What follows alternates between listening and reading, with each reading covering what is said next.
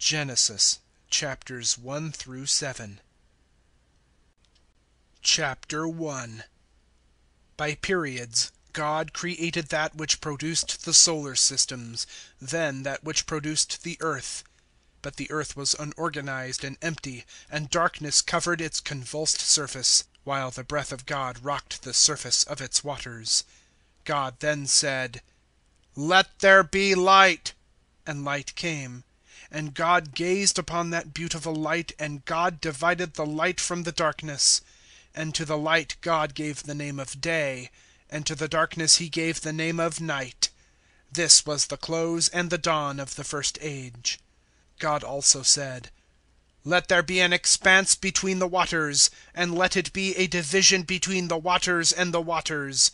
And God made the expanse, and it divided the waters which were below the expanse from the waters which were above the expanse. And that was done. And God named the expanse the heavens. This was the close and the dawn of the second age. God then commanded, "Let the waters below the heavens be collected in one place, and let dry land appear." And that was done. And God named the dry land earth, and the accumulated waters He named seas. And God admired their beauty. God then said, "Let the earth produce seed-bearing vegetation, as well as fruit trees according to their several species, capable of reproduction upon the earth." And that was done. The earth produced the seed-bearing herbage according to every species, as well as the different species of reproductive fruit trees. And God saw that they were good. This was the close and the dawn of the third age. God further said, "Let reflectors appear in the expanse of the heavens, for a division between the day and the night, and let them serve to mark seasons, periods, and years, and let them also illuminate the expanse of the skies, so as to reflect their light upon the earth." And that was done. God had made two large luminaries, the larger one to control the day, and the smaller one to control the night, accompanied by the stars. And God had fixed them in the heavenly expanse, so as to illuminate the earth, to control the day and to control the night, and to mark the division between the light and the darkness. And God saw they were beautiful. This was the close and the dawn of the fourth age. God then said, "Let the waters be swarming with animal life, and let birds fly in the expanse of the skies above the earth." God accordingly produced the monsters of the deep, and the waters swarmed with every species of reptile, and also produced every species of flying bird. And God admired their beauty. And God, in giving them His blessing, said, "Be fruitful and multiply, so as to fill the waters of the deep, and also let the birds multiply upon the earth." This was the close and the dawn of the fifth age. God then said, "Let the earth produce animal life according to its species, in quadrupeds, reptiles, and all wild animals answering to their species." And that was done. God accordingly made the various species of the animals of the earth, as well as the several species of quadrupeds, and all the different species of reptiles, and God admired their beauty. God then said, "Let us make men under our shadow, as our representatives, and subject to them the fish of the waters, and the birds of the sky, and the quadrupeds, as well as the whole of the earth, and every reptile that creeps upon it." So God created men under His own shadow, creating them in the shadow of God, and constituting them male and female. God then gave them His blessing. And God said to them, "Be fruitful and multiply so as to fill the earth and subdue it, and rule over the fish of the sea, and the birds of the skies, and over every living animal that moves upon the earth." God also said, "See, I have given you for food every fruit and grain-bearing plant upon the surface of the whole earth, as well as fruit and seed-bearing trees and all vegetation, so that they may be food for you, and for every animal of the earth, and for every bird of the skies, and for every reptile upon the earth which possesses the life of animals." And it was done. And God gazed upon all that He had made, and it was very beautiful. Thus the close came, and the dawn came of the sixth age. Chapter 2. Thus the whole host of the heavens as well as the earth were completed. And God rested at the seventh age from all the works which He had made. Therefore God blessed the seventh day and hallowed it, because He then rested from all the work which God had arranged to do. These were the productions for the heavens and the earth during their creation at the period of their organization by the Lord God of both the earth and heavens.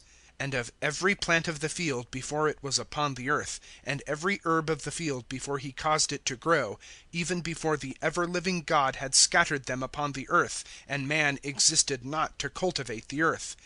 A vapor then rose up from the earth, and saturated the whole surface of the ground. The ever-living God afterwards formed man from the dust of the ground, and breathed into his nostrils the life of animals. But man became a life-containing soul. The ever-living God then planted a garden in Eden, in the east, and there He placed the man whom He had formed. And out of the ground the ever-living God caused to grow all the trees that were beautiful and good for food, as well as the tree of lives in the center of the garden, and the tree of the knowledge of good and evil. A lake also sprang up in Eden to supply the garden with water, and from there it divided and became 4 sources. The name of the first is Pishon, and flows along the land of Havilah, where there is gold; and the gold of that land is pure. There are also bdellium and the onyx. And the second river is Gihon. It flows along all the land of Cush. The name of the third river is Hiddekel, which flows through the east of Ashur. And the fourth river is the Phrath. The ever-living God then took the man and placed him in the Garden of Eden for the purpose of cultivating and taking care of it.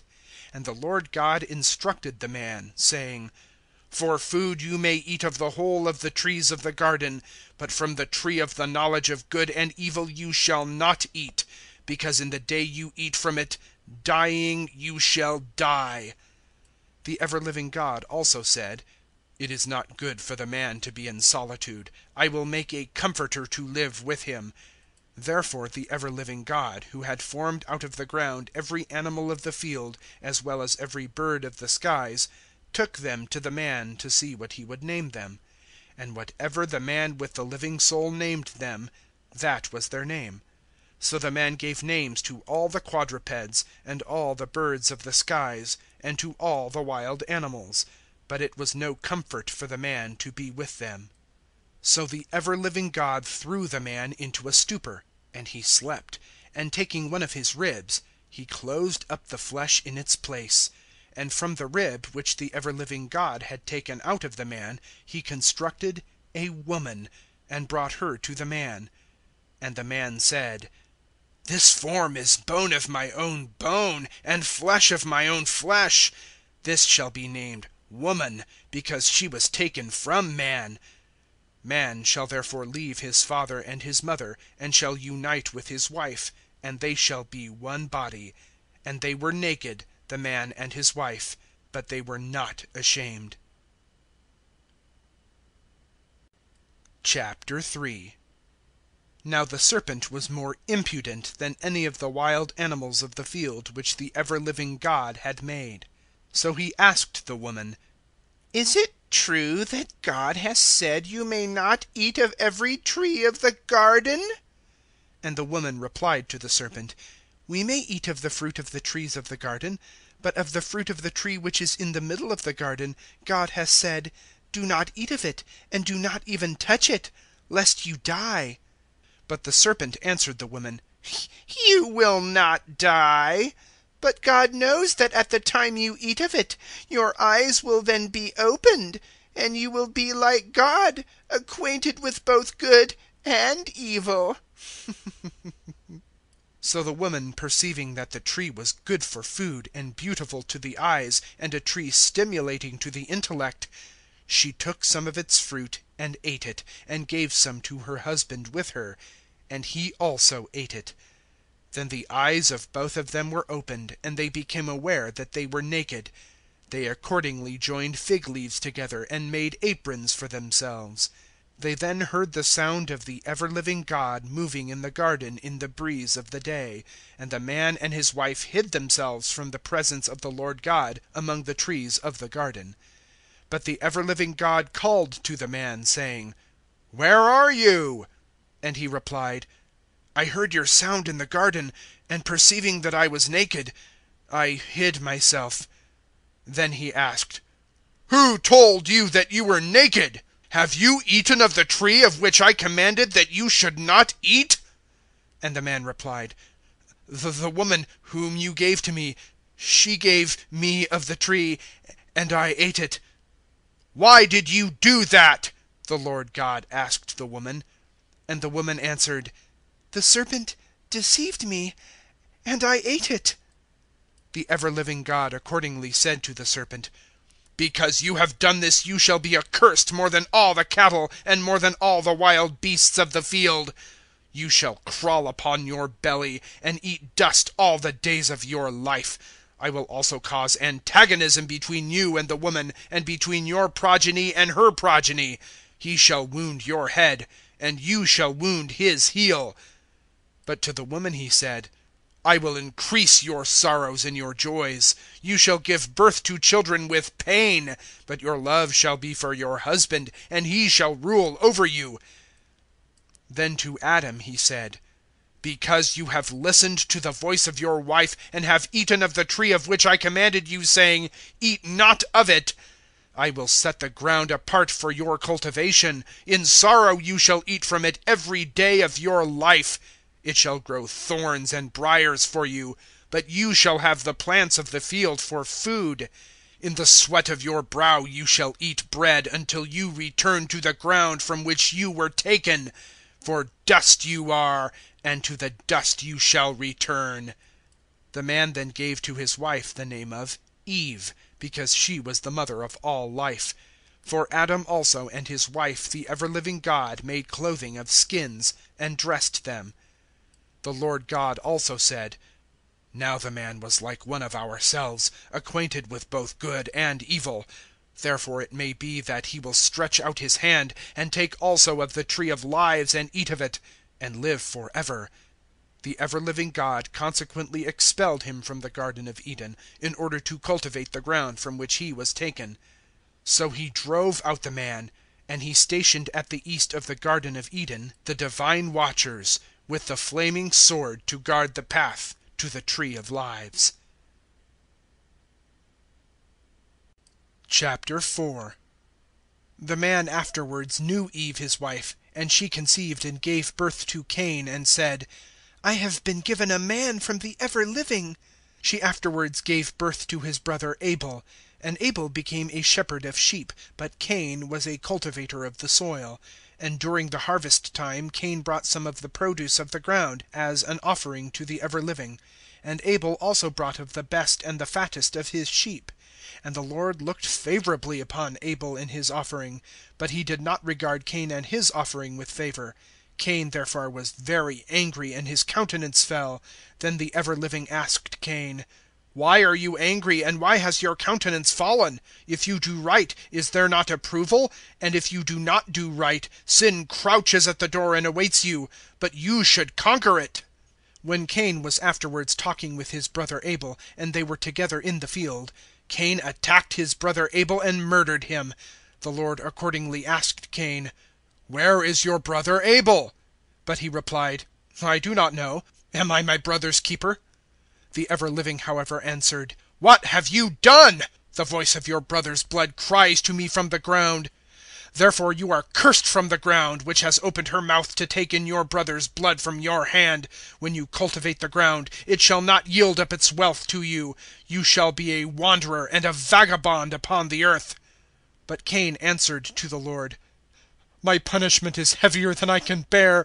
Since you drive me today out from off the face of this land, I shall be deprived of your presence, and be a wanderer and a vagabond upon the earth, and whoever meets me will kill me."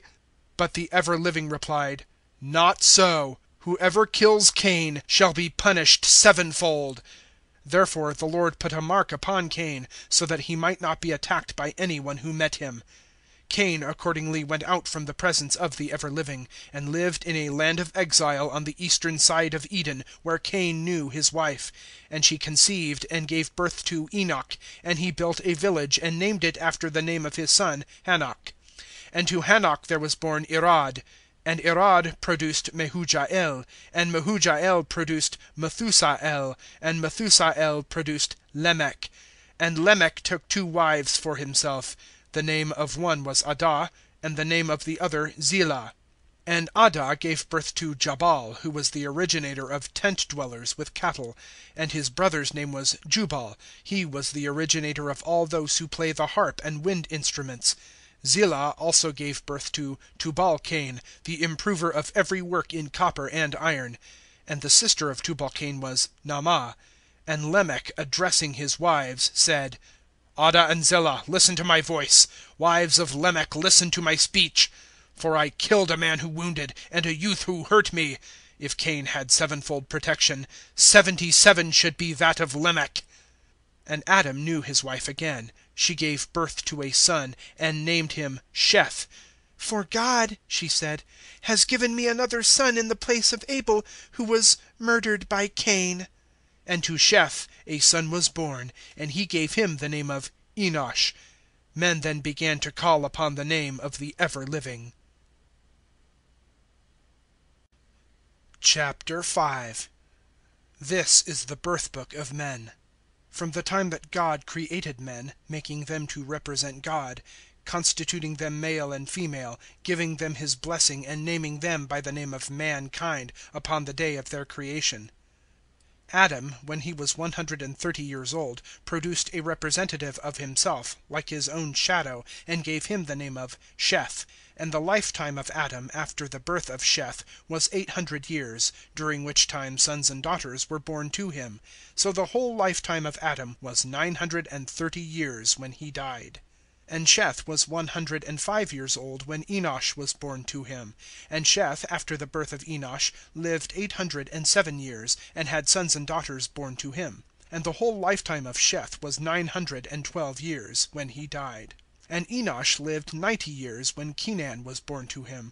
And Enosh, after the birth of Kenan, lived 850 years, and had sons and daughters born to him. And all the lifetime of Enosh was 905 years, and he then died. And Kenan lived 70 years when Mahalalel was born to him. And Kenan, after Mahalalel was born to him, lived 830 years, and had sons and daughters born to him. So the whole lifetime of Kenan was 910 years, and he died. And Mahalalel, living until he was 65 years of age, had Jared born to him. And Mahalalel, after the birth of Jared, lived 830 years, and sons and daughters were born to him. And the whole lifetime of Mahalalel was 895 years, when he died. And Jared lived until he was 162 years of age, when Hanok was born to him. And after the birth of Hanok, Jared lived 800 years, and had sons and daughters born to him. And the whole lifetime of Jared was 962 years, and he died. And Hanok lived until the age of 65 years, when Methuselah was born to him. And Hanok walked with God after Methuselah had been born to him 300 years, and sons and daughters were born to him. And the whole lifetime of Hanok was 365 years. And Hanok walked with God, and he did not die, God having taken him to himself. And Methuselah, having lived until he was 187 years of age, had Lamech born to him. And Methuselah, after Lamech had been born to him, lived 782 years, having had sons and daughters born to him. And the whole lifetime of Methuselah was 969 years, and he then died. And Lamech lived until he was 182 years of age, when a son was born to him, to whom he gave the name of Noah, saying, He comforts in our labor, and in the trouble of our hands, upon the land which was denounced by the ever-living. And Lamech, after Noah was born to him, lived until the age of 595 years, sons and daughters being born to him. And the whole lifetime of Lamech was 777 years when he died. And Noah was 500 years old when Shem, Ham, and Japheth were born to him. 6. But when corrupt men increased upon the surface of the earth, and sons and daughters were born to them, then the sons of God admired the daughters of men who were beautiful, and they took to themselves wives from all they desired. Consequently the ever-living said, My spirit shall not call to man forever, for he is sinful flesh, but they shall have 120 years. The Nephilim were upon the earth in those days, and also afterwards, when the sons of God came to the daughters of men, and they bore to them mighty men, who were men of renown of old. And the ever-living saw that the sin of man increased upon the earth, and that every effort of the thought of his heart was to promote sin every day. And the ever-living sighed for the doings of man upon earth, and it grieved his heart. The Lord therefore said, I will sweep away man whom I created from off the surface of the earth, from man to beast and reptile and birds of the skies, for I regret that I made them. But Noah found favor in the presence of the ever-living. The following are the genealogies from Noah. Noah was a good man. He was upright in his age. Noah walked with God. And Noah had 3 sons given to him, Shem, Ham, and Japheth. But the earth corrupted itself in the presence of God, and the earth was full of crime. And God looked upon the earth and saw its corruption, for all men had corrupted their way upon the earth. So God said to Noah, I decide to cut off all men from my sight, for the earth is full of crime from their presence. I will accordingly sweep them from the earth. Make therefore for yourself an ark of pitch pine. Make the ark with decks, and pitch it inside and outside with pitch. You shall make it thus. It shall be 300 cubits long, 50 cubits wide, and 30 cubits deep. Make a ventilating fan, fixed in a turret of a cubit, high above the upper deck, and connected with that, make an opening in the sides of the ark, on the 2nd and 3rd lower decks. You shall make 2nd and 3rd decks. For I myself will bring a downrush of waters upon the earth, to sweep off all beings possessing the breath of life from under heaven, all that move upon the land. Then I will establish my covenant with you, and you shall go into the ark yourself with your sons and your wife, and your sons' wives along with you. And from every animal of all kinds, 2 of each shall go into the ark to live with you. They shall be male and female, of birds by their species, and of animals by their species, and of reptiles moving in the field by their species.